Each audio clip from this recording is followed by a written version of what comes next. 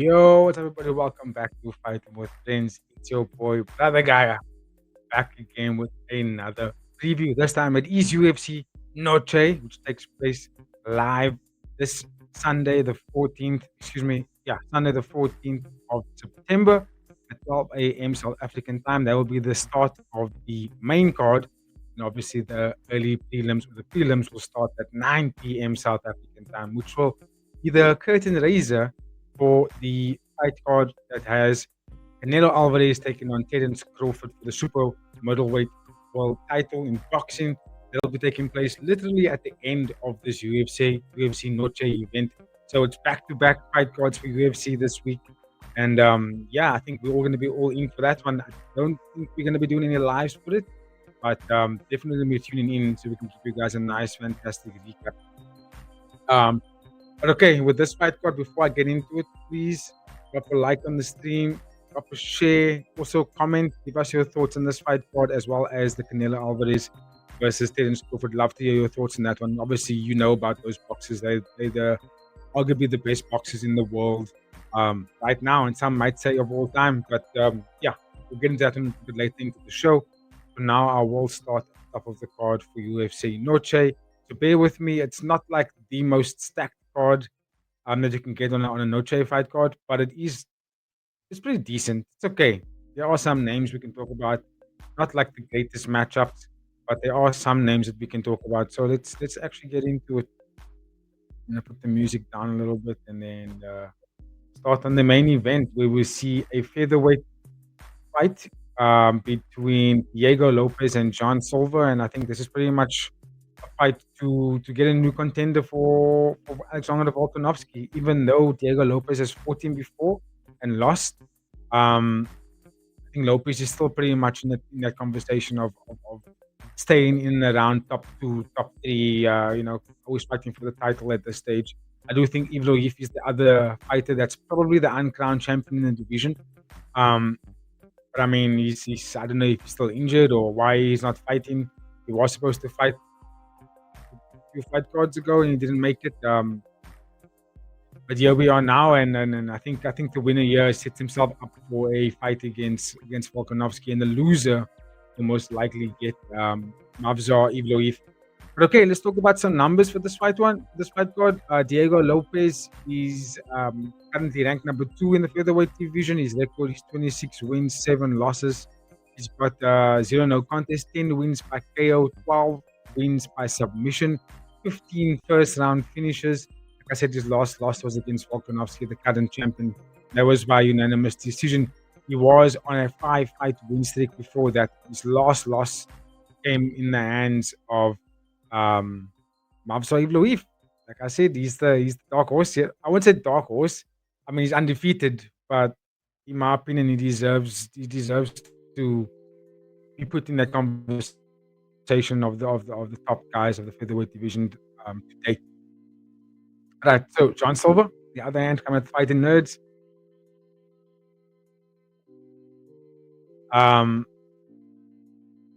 Excuse me, I don't know why my internet is so low today. But yeah, Jean Silva, he's like I said, the only Fighting Nerds fighter that hasn't lost yet. He's ranked number 10 in the featherweight division. His record is 16 wins, 2 losses, 0 no contest. He's got 11 wins, 11 fight win streak. 12 wins by KO, 9 first round finishes. He's also 5-0 in the UFC. All fights coming via finish, whether it's KOs or submissions. That's just what you get from Jean Silva. Very, very potent striker, powerful 145er, built really well. I'm still young. Like I said, 11 fight win streak, bro. That's pretty massive. Stylistically, this could be a nightmare for Jean Silva. But I mean, so far, not a single fighter in the featherweight division has been able to withstand the power of Jean Silva. They battled whenever he would land something on them, whether it's an over and right, stiff jab, an uppercut, or something. Fighters seem to crumble. The response that they give Jean Silva once they get hit by him is it's that of, I don't want to fight this guy anymore. I just want to get out of there immediately, and that's devastating to think about. And it's a little bit unfortunate that Jean Silva is entering the upper echelon of the featherweight division when Ilya Topuria has left. when I see Jean Silva's highlight reels and I look at Ilya's and I'm like, oh, it would be mad to actually see them fighting each other. But I think Ilya would beat him, to be honest.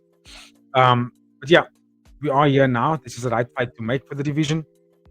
And I don't think it's going to play out. I understand by what I say. I think Diego Lopes is going to be a nightmare kind of matchup for John Silva because Diego Lopes, in my opinion, is a little bit faster in the boxing combinations. John Silva isn't really the kind of fighter that fights like Diego, where they can get into the line of fire and then sit down in the mouthpiece and let like a 4 or 5 punch combination go. And then stay in that pocket and defend it and keep going again. John Silva is the kind of guy that walks you down and then like will throw one shot. That one shot will put you away. Or you will throw one kick or something, but it's like it's one or two at the most at the time. That's how he's not a volume heavy kind of fighter, but when he does let those weapons go, it puts you away, bro. It puts people out. I was wondering to see what it would look like when he gets grappled, right? When he gets taken down. When he fought against Bryce Mitchell Thug Jitsu, looked like Bryce Mitchell couldn't take him down, couldn't get John Silva down, couldn't get him in submission or grappling situations where he could favor Bryce Mitchell. So John Silva's pretty good at takedown defense as well. But I don't know what he looks like when he's the one going forward in terms of the wrestling. I guess he tapped out at Bryce Mitchell, but Bryce Mitchell was already hurt at that point. This is Diego Lopes, who in my opinion is a much better grappler than Bryce Mitchell. Very good jiu-jitsu. I mean, he wasn't able to be taken out by Mamza Evloev, who I think is also an outstanding grappler, world-class grappler. And Diego Lopes went 3 rounds with him, right? And it was a good fight. It wasn't close, but it was a good fight. And I think Diego Lopes is grappling, other than Mamza Evloev, I think it's the best in the division. He coaches a lot of the other fighters that are competing right now in the UFC, like current athletes.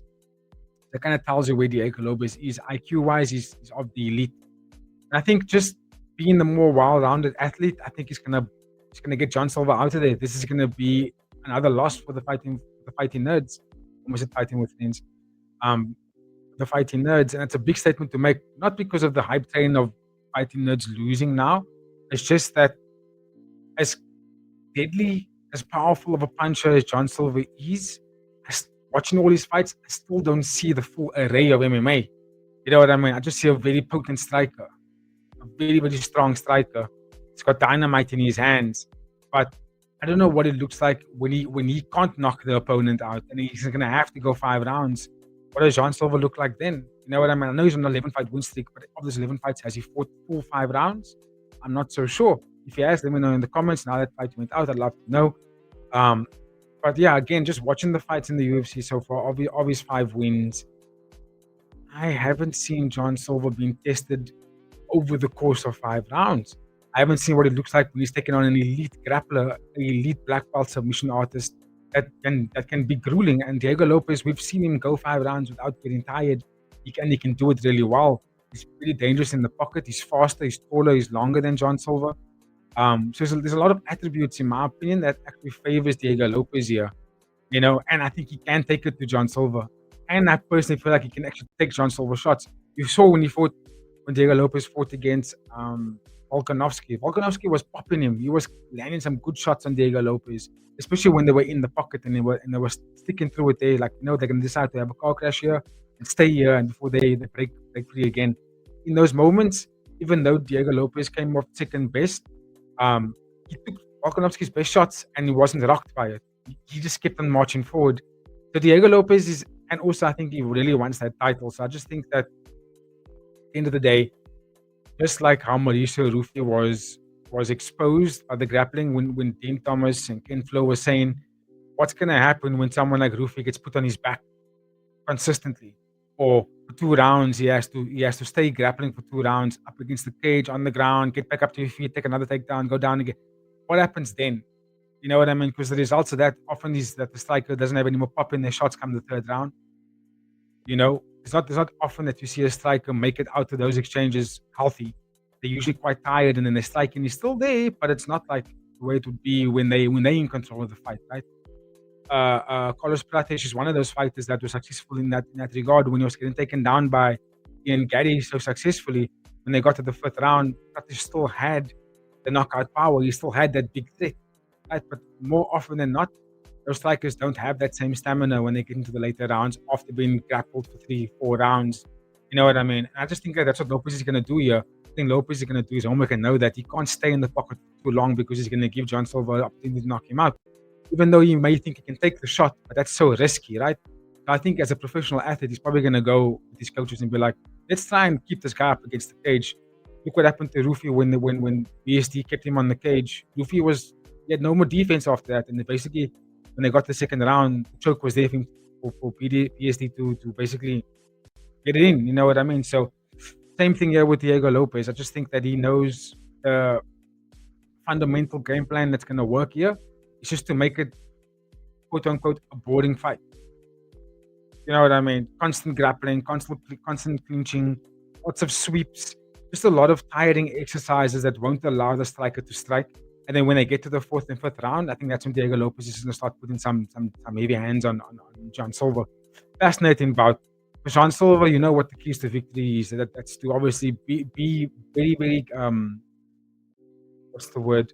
I don't want to say awake, but he basically has to be recognizing that Diego Lopez will shoot on him and will look for takedowns, stuff those takedowns, work off the jab and a calf kick, and then set up those right hands, those overhand rights or shots to the body. Maybe try and think about doing some 3-4 piece combinations instead of just the 1-2s or the 2s only. Let's see some more combinations. He definitely, in my opinion, has the power advantage over Diego Lopez in the sense of one-shot knockout power. Where Diego Lopez is like he's gonna have to crack you a few more times before he can get you out of there. Fascinating fight, good main event for UFC Noche, and I'm gonna go with Diego Lopez. Neither of these guys are Mexican. It's Brazil and Brazil technically, but we know Diego Lopez is a resident of the Mexican faithful. So let's go Diego Lopez. If you got any other opinion, you know where that comment section is, please, ladies and gentlemen. Let me know who you have. Main event and co-main, main event. I'm gonna move to the co-main event of this fight card where we have basically a legend, one of the old guards in Rob Font. And if you look at Rob Font's record, right, his last few fights, he's been basically fighting against up-and-comers, like a couple of young lads that's been in the UFC or that's coming up in the UFC, right? I mean, Tyler Phillips and John Matsumoto. He beat both of them. And those are two fighters, in my opinion, that are technically the future of the division. Not right now. I'd give them another couple of years, to be honest, but not right now. They're still absolute killers when it comes to the top 5 of the bantamweight division. Let's crack some numbers. Rob Font is ranked number 9 in the bantamweight division. His record is 22 wins, 8 losses, 0 no contests. He's got 9 wins by KO, 4 wins by sub, 9 first-round finishes. He's on a 2-fight win streak, beating John Matsumoto, as well as Kyler Phillips. And then we have David Martinez. This is not his UFC debut. He had a debut before. His record is 12 wins, 1 loss, 0 no contest, 8-fight win streak, 10 wins by KO, and he beat Simon Oliveira by first-round TKO. So pretty much just finishes all around, right? This guy's just got, look there, you've got 12 fights, 10 of those are all by TKOs or KOs. Kind of tells you what kind of fighter David Martinez is. David Martinez kind of tells you what kind of fighter he is. He's just a balls to the wall, walk you down, smash you kind of fighter. Good striking. Doesn't really want to grapple that much. He just wants to kind of knock you out. I mean, why wouldn't you want to use anything else if you got dynamite in your hands? Look, Rob Font is a very good boxer, but I will say this. I thought he lost against Jean Matsumoto. That was a split decision win for him, and I thought he lost round 2 and 3, in my opinion. He was fantastic in the first round, but he lost the last 2 rounds. And he's taken on another young contender who's arguably a bit more dangerous than John Matsumoto and Kyler Phillips, just based on paper, right? He's a KO specialist. So it's going to be a favorable fight for Rob Font in the sense that it's going to be boxing heavy, right? They're going to stand all the time. But, that's a big but, I don't know if Rob Font still has it. Those last 2 performances, even though he won, he still looked like he was a shadow version of himself. I'm going to be honest. He still looked significantly slower than what he used to be. The knockout power isn't there anymore. The boxing is still crisp, but it's not as sharp as it used to be. People forget that Rob Font has been around the block for many, many years. He's fought against the who's who of the bantamweight and featherweight divisions. He's fought against some top-tier talent before this last two fights against the two youngsters, he's only been against title contenders. Excuse me. He's been against the best guys. I'm just gonna quickly just go over the record just to give you perspective because you don't know. I mean, Davison Figueiredo, Corey Sandhagen, Adrian Yanez, uh, Marlon Chito Vera, Jose Aldo, Cody Garbrandt, Marlon Moraes. Those were his last fights before the last two against Jean Matsumoto and Kyler Phillips. So he's literally been against the top tier of the division. Ricky Simone, Sergio Pettis, Rafael Assunção, look there, Pedro Munoz. He's literally just fought against the top dudes the whole time, all the time. John Lineker. The list goes on and on and on. So he's an absolute legend. So yeah, but that just tells you he's battle tested. But he's also of that age now where it's like, at 38 years old, you're probably gonna want to think about slowing down, right? That's my opinion. I think he's gonna be slowing down. And now being tested against another young stud, I think this may be the one where Rob Font gets caught out here. I'm gonna bet on the legend. He's a legend. Love legends, but the thing about being a legend, it means that you at that point now where you've been around the block and you're gonna be tested against the young side. I literally just watched Dominic Cruz and Mighty Mouse's podcast, and they were talking about that. It's like you could retire at some stage where your record has no blemishes on it, or you could continue until the point where you start losing to the young studs, and that's kind of the sign that most fighters look at. Not everybody's going to do a Khabib and just retire when they're on top, or Triple C, for example. A lot of guys are going to stay in there because they believe they can continue and take on the young guys, and you can do it in training, and then you come into an actual fight that's not in training, and then the young guy knocks you out, and you go, maybe that's the sign I'm looking for.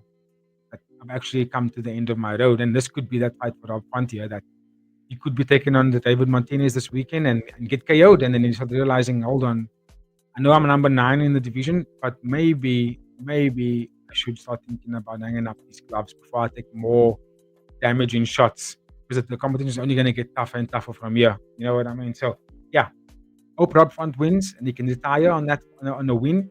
But I think logically, I think he's probably going to take a beating here by David Martinez. Let's go. Let me know in the comments what you think. I mean, Rob Font's a phenomenal boxer, very technical, and you could just go out there and 3-round decision David Martinez by just schooling him with Rob Font's jab, which is probably the most smoothest jab you'll see in the division in terms of pure boxing. But yeah, with anything to go off David Martinez's record, you know that he's a first-round finisher of the highest order. So I'm keen to see what happens if David Martinez doesn't get Rob Font out of the first round. That's the big question on David Martinez's record. Like, what does he look like after the first round? So many first-round finishes. What then?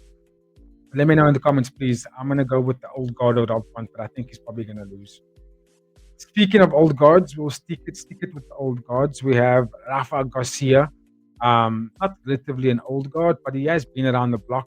He's taking on Jared Flash Gordon. This is lightweight MMA, obviously. Rafa Garcia, let's talk about his record. 17 wins, 4 losses, 0 no contest, 1 win by KO, 9 wins by sub, 6 first-round finishes. He's on a 4-fight win streak at the moment. He beat Vince Pichel by unanimous decision in his last fight. That's what you kind of get from Rodriguez. He's just a very good, competent, well-coached kind of fighter. You know what I mean? He doesn't get a lot of finishes, to be honest with you, but he knows how to secure points. He's good at that. He knows how to, get the scorecards working in his favor. Jared Flash Gordon, who I think is a little bit of a better fighter between the two guys. His record is 21 wins, 7 losses, 0 no contest. He's got 8 wins by KO, 2 wins by sub, he's got 4 first-round finishes, and he beat Thiago Moises by first-round KO. So what you get in Jared Gordon is a go-getter. Hasn't had like the best of records or the best of time in the UFC, but like puts on good fights. Generally puts on good fights. Can get finishes. Has very good boxing. Not too bad when it comes to wrestling either. So I think in terms of the two fighters, they're both well-rounded. Not the best at anything in particular, but in terms of fighting MMA, utilizing good striking, good calf kicks, time management, distance management, shoot when you need to shoot. get up against the cage. They both can manage that over 3 rounds, but I just think that Jared Gordon's a little bit better at it than Rafa Garcia. Same. Only difference is the one's more experienced than the other one. And I'm gonna go with the one with the more experience here, and that's Jared Gordon. Even though Rafa Garcia is on the streak at the moment, I'm gonna be real with you guys. He puts on boring fights. It's not the most entertaining. Um, it's not. It really isn't. But it gets him decision wins all the time. But I think this time he's gonna come up short. He's gonna come up short against Jared Gordon. Gordon's gonna put it on him. It's gonna be a tit for tat in the first round, but then you're gonna see Gordon start to utilize the good wrestling, the good clinching, and start tiring out Rafa Garcia, and basically just pulling away from him every time the round moves on to the next round. So I'm gonna go Jared Gordon. Keeping it moving, we got another legend. There's a lot of legends on this fight card here. I'm not going to say too much about it because I just think it's going to be a one-sided fight, in my opinion. We have Calvin Gastelum back again. He's former tough, was it season 20, I think it was? Former season 20 or 21 winner. Also a former title challenger in the middleweight division, but has pretty much since the easy loss, he had a difficult time since then, not been able to make weight in middleweight, can't make weight in welterweight, can't obviously fight catchweight fights. I was like, we couldn't use in this limbo state of like where to go from here. It seems like he's sticking it out in the middleweight now. His record is 21 wins, 10 losses, 0 no contest. He's got 6 wins by KO, 6 wins by sub, 7 first-round finishes. He lost to Joe Bodybags Pfeiffer in his last fight by unanimous decision. But disappointed in Joe Pfeiffer in that fight. I feel like Calvin was there for the taking. But he allowed Calvin back in the fight, and Calvin actually put up a very, very good contest. But Calvin's opponent this time is Dustin Stoltzfus. Fucking sorry, swearing, but it's like, why is this guy still in the UFC? His record is 16 wins, 7 losses, 0 no contest. He's got 3 wins by KO, 6 wins by sub, 6 first-round finishes, 3 fight losing streak. He lost to Ruzubaev by unanimous decision in his last fight. Yeah, man, I don't know what's up with Dustin Stoltzfus. Guy just every time I watch him fight, he's getting KO'd, or he's losing, or he's getting tapped out, or something bad's happening to him. As you can see, 3-fight losing streak is a legitimate thing. So I think he's on thin ice when it comes to the organization at this point. It's like he needs to get a win, or he's gonna forever just be a fight night kind of guy. I'm very surprised to see him fighting on the main card. I think he had back-to-back main card fights now, and I just feel like that's it for me. You know, the last 3 losses was against Ruzubaev, Andre Baralho, and then obviously he lost to Diego Ferreira as well. And I'm just like, yeah, I don't know if he should be continuously fighting in UFC. I think he lost to Abus Magomed as well before that. What's his dude's name? Bruno Ferreira. Sorry, not Diego Ferreira. We just he beat Soriano, and then he lost to Abus Magomedov. Yeah, so very much a underwhelming UFC career at the moment. More losses than wins, actually. I don't even know what his best weapons are, because like his striking looks below par in my opinion. I don't know if he's a grappler. I don't know what this guy's game is about. I never really see him dominate in a fight. And I think looks like a layup for me, Calvin. If Calvin doesn't get the win here against Dustin Stoltzfus, then both these guys should be cut from the promotion, in my opinion. Because Calvin Gastelum at one point was considered to be top tier. And I watched the dude's growth. I watched him from the Ultimate Fighter. I watched him dominate that season, come into the organization, I thought he was going to lose to Uriah Hall at the time. And he beat Uriah Hall, bro, who was arguably the better striker between the two of them, but Calvin took it to him. And Calvin hasn't been the same since that fight. He doesn't fight the same style. He went on smoking fighters like Michael Bisping, for example. So he should be winning this fight against a fucking Dustin Stoltzfus. But if he loses here, I think both guys should be. Even if Dustin wins, it's still get them out there. You know where the door is. You know, because they're getting paid by the organization to do what? To be taking losses. You know what I'm saying? But give me your thoughts on that, on this fight. I genuinely think Calvin Gastelum is going to be beating him, because I don't think Dustin's can grapple with Calvin Gastelum, nor do I think that Dustin will be able to box with Calvin Gastelum. So I think just overall package of MMA, Calvin Gastelum should definitely be winning this fight. He's by far the better fighter here. You know where the comment section is, guys. Let me know in the comments who you have winning that fight. Let's keep it moving. I see the opening bout. Opening bout is a bantamweight fight. I don't know anything about Quang Le. I don't think I've seen him fight before. He's coming out of Vietnam. Let me just get on screen here. Record is 9-2, 2 wins by KO, 4 wins by sub, 4 first round finishes. Let's see the UFC. Pardon me, 3 fights in the UFC. Probably lost against Gutierrez there. I don't see any result there. He lost against Long by third on KO, and then he's got his first win against the meme that this guy looks a lot like Lieto Poirier, but it's not him. Bolanos. Lei has submitted him in the second round. He is taking on a debutant in Santiago Luna. Don't know anything about Santiago Luna. When I look at the Tapology page, nickname is the Border Boy, and he is currently on a 9-fight win streak. He is undefeated. Yeah, undefeated with what's this? 1, 2, 3, 4, 5, 6, 7, 8 finishes out of his 9 fights. 1 win by decision.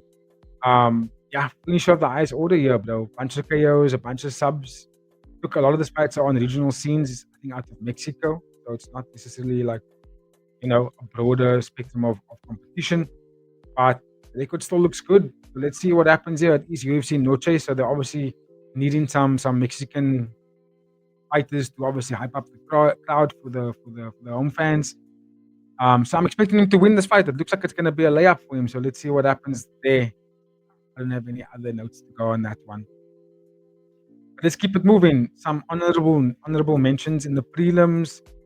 Alexander Hernandez literally just fought 3-4 weeks ago. 17th of August was his last fight. He fought against Chase Hooper and he looked phenomenal in that one. So Alexander Hernandez's record is 17 wins, 8 losses, 0 no contests, 7 wins by KO, 2 wins by sub, 8 first round finishes, and it's on a 3-fight win streak. Like I said, beating Chase Hooper by first round. KO, TKO, depends how you look at it, but yeah, pretty much beat him up in that first round. He is taking on Diego Herrera. His record is 9 wins, 6 losses, 0 no contest, 5 wins by KO, 7 wins by sub, 4 first round finishes, and he lost to John Dawson by unanimous decision in his last fight. John Dawson is actually starting to really look good in that lightweight division. I still don't know if he stopped here, but looking at a very good coachable fighter that's just utilizing all the different disciplines in a very good way. But yeah, who's gonna win here? I'm probably gonna go Diego. It's a very even fight. Diego Ferreira's got very good boxing, but I think Alexander Hernandez is gonna utilize the well-rounded skills, take him down, maybe in the second round, and dominate him in the on the ground and pound. Maybe look for submissions there. If he doesn't get the job done there, he's probably going to dominate him in the third round and win the fight by unanimous decision. I don't know if either guy is going to get each other out of there. I don't know. Diego Ferreira, for me, he's a very good striker. Like he's got good striking, but that's all you're going to get from him. He's not really going to out wrestle you. He's 40 years old. It's like he's past his best, and when he was at his best, it was just you just could see very good boxing mainly. And I think Alexander Hernandez, as the younger fighter here, looking very good in his last fight against let's be honest, a healthy Chase Hooper, and Hernandez beat him up. Basically beat him up pretty good. Whereas Diego Ferreira fought against Grant Dawson, who, in my opinion, is not that much better than Alexander Hernandez. And Dawson basically beat up Ferreira for 3 rounds. So that's pretty much what we're going to get here, in my opinion, is Alexander Hernandez, looking good in the first round, popping out some jabs, some good calf kicks, getting into a couple exchanges with Ferreira, but then starting to realize he's actually big and stronger. And then he's going to go at him and shoot the takedowns, take him down, beat him up, maybe get him into a clinch or some odd elbows. Look to use his physical dominance here over Ferreira to get a win over the legend. Let me know your thoughts, please, ladies and gentlemen. We're going to keep it moving to my next notes that I have here. I know I'm skipping a couple of fights, but this fight, in my opinion, should have been on the main card, just because it's basically the top 3 best women strawweights at the moment. So I just felt like this fight should have been a lot higher on the card. It is Tatiana Suarez. She is taking on Amanda Lemos.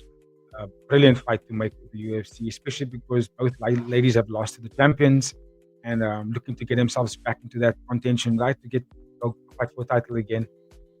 So let's talk about some numbers here. Tatiana Suarez, who I thought was going to actually take it to Weili. Weili remind everybody why she's elite of the elite. Tatiana Suarez is ranked number 2 in the strawweight. Her record is 11 wins, 1 loss, 0 no contest, 2 wins by KO, 6 wins by sub, 2 first-round finishes, and that 1 loss came in against Stans. No longer the women's strawweight champion in Zhang Wei Li. Surprised that this fight isn't for a title. Did they make the title fight was? Damn it, who's the title fight now? Brazilian jiu-jitsu specialist Mackenzie Dern fighting Werner Jandaroba. Title, I think Jandaroba's gonna beat her up. Yeah, I think that one's gonna be Jandaroba. Anyway, let's see how it goes. But that's that matchup there, and I would have actually gone Tatiana Suarez and Amanda Lemos. Both these ladies are ranked higher than well, not higher than Jandaroba. Jandaroba is ranked number 1. But I mean, Tatiana Suarez should have done Tatiana Suarez against Jandaroba. That would have been a very good fight. And they should have gone Amanda Lemos and Mackenzie Dern, or even Amanda Lemos and Yan Xiaonan. We still ranked number 3. You know what I mean? So now we're left with Xiaonan without the fight. Tatiana Suarez taking on Amanda Lemos. They'll probably do Lupi Godinez and Yan Xiaonan next. But anyway, it just tells you, like, the fact that I'm talking about the top 5 of the division tells you why this fight should have been higher on the card, in my opinion, not the 4th fight. What's it? The 3rd fight on the prelims? No, 1, 2, 3. The 4th fight from top of the prelims. What a disgrace. But anyway, Amanda Lemos, number 4 strawweight. The record is 15 wins, 4 losses, no contest, 8 wins by KO, 3 wins by sub, 8 first-round finishes that she beat Yasmin Lucindo by unanimous decision in her last fight. And what are we going to get here? We're going to get Amanda Lemos looking to use her powerful punching, her powerful kicks, stand on the outside, attacking the calf. A lot of push kicks as well to set up those right hands. Phenomenal counter striker. She's got a lot of power. But I think Tatiana Suarez, after taking that beating against Weili, she's probably going to come into this fight a lot more ripped up to get that run back with Weili. So I think she's going to be the one that's going to be walking forward. She's going to shoot a hell of a lot on Lemos because Suarez doesn't really like to strike that much. And she's also, in my opinion, the superior grappler here. So I think the fight's going to go to decision. And I'm going to give it to Tatiana Suarez. I think it's a 3-round fight. So this might favor Amanda Lemos. Like, she might be able to burst her with the 3 rounds. Even though Lemos can go 5 rounds. But when Lemos does get taken down, she loses fights. That's just the reality of it. She doesn't really do very well against very dominant grapplers, which is Tatiana Suarez.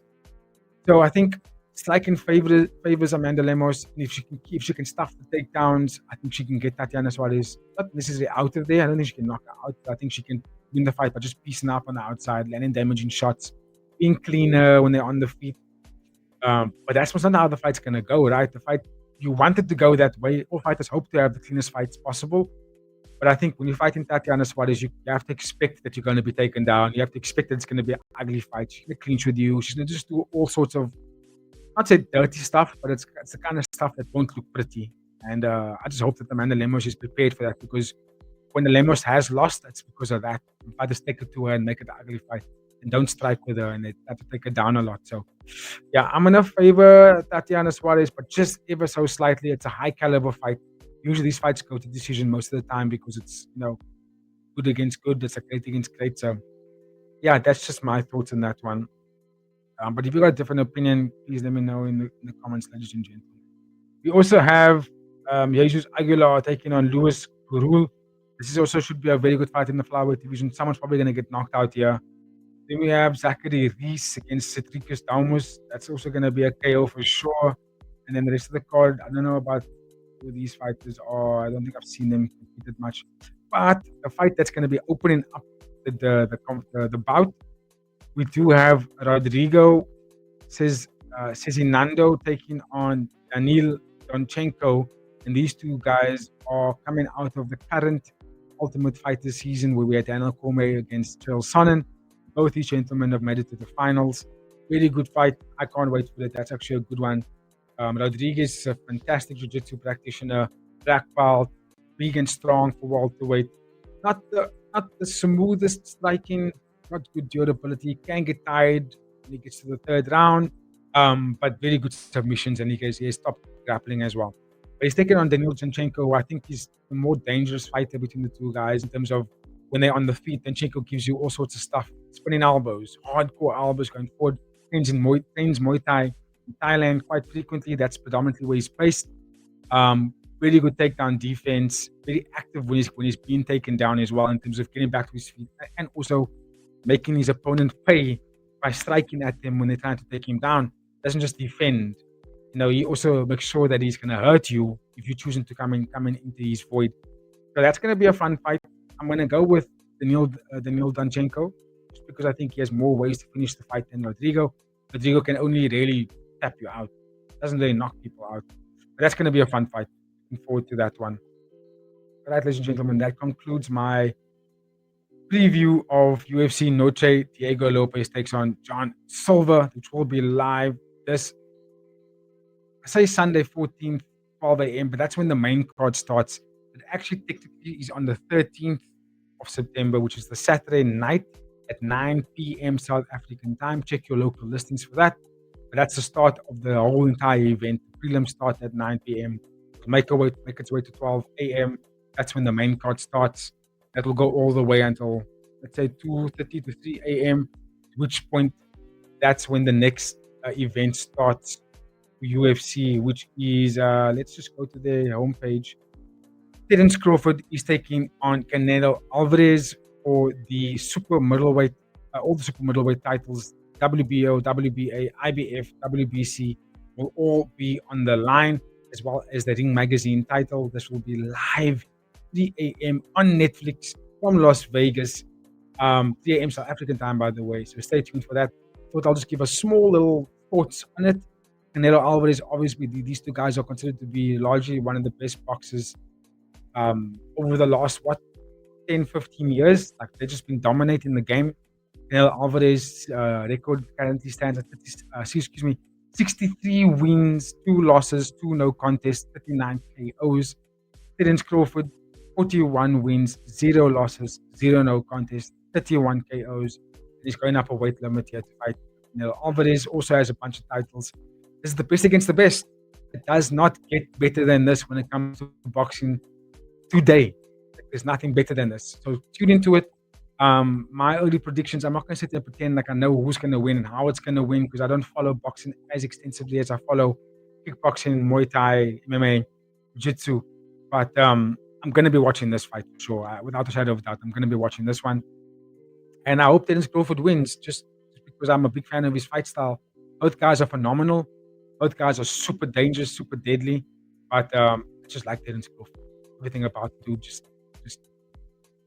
gets me chuffed. It makes me happy to watch him fight. So, yeah, stay tuned for that one, ladies and gentlemen. It's going to be a fun fight. But that's my time. I'm going to conclude it now. Why is this happening? Hey, here we go. I'm going to conclude it now, ladies and gentlemen. So if you made it this far, please drop a like on the stream. Drop a subscribe, share with the content with all your friends. Get involved in the banter. Let me know your thoughts on some of these fight cards, especially for the UFC's one for Lopes versus Silva. All the fans on X and Instagram and social media are saying that fighting nerds are getting throat checked. Last week we had Mauricio Rufy and Caio Baralho both losing back to back. Prior to that, we had Carlos Prates losing as well. Oh no, he came back and knocked out Jeff Neal. That was Prates, running back elbow. So yeah, so this is now Jean Silva. Could he also go on get a loss here for the fighting nerds, or could he get back to winning streak for the fighting nerds? And let me know in the comments, because that's a big one. The key word being used here is fraud check. I don't know if that's true. I just think that we're so quick to hop on these things when careers are still very young for these fighters in terms of being globally recognized. So, yeah, don't be surprised if they take losses. It's normal in the game. But anyway, ladies and gentlemen, thank you so much for tuning in. I will catch you on the next one. Stay tuned for our Friday Fights 124 preview, which is coming out tomorrow, as well as a live watch along to that same fight card for Friday Fights 124. Hope to see you all there. Have a good one. Cheers, everybody.